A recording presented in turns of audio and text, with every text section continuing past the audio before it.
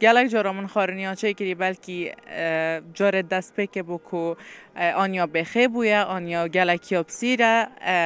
رامانی گازنده نکری نه بلکه گوتیه گلکی خوشه خود خارنا اپا بارابتر ام ناگه راستی هم پشولی و بس اگر چی که خارنه تو گلکت خوشن ساده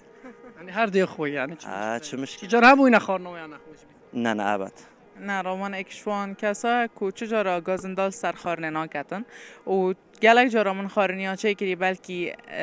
جار دست پک بکو آنیا بخه بویا آنیا گلکی بسیره رامانی گازنده نکری نه بلکه گوتیه گلکی خوشه جبو مرما هنده که دوباره دا بردوام با سرخارن چه کرنه افتش تنی نه یعنی خارنه و جیشتی همی خارنه که کردیه و چه تشتی آسان نلف من نه تو چند ساده ده دولمت خود دولمت توی گلکت خوشم بس از خود بیشم یعنی اوتشتن نباته گویی مثلا بیشم شبجی نخود ترسی تانوزا چه نه از خود هند زیبزی یعنی نخوم بس اگر چه بیشی از نخوم بس گلک جارانی وینا چه کری گلک خوشو یعنی خدا نزانم چه معلومات سر هنده نینن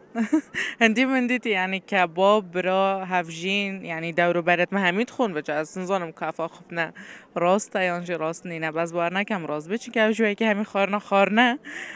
مجرد و بار نکم چی که و صبح هبید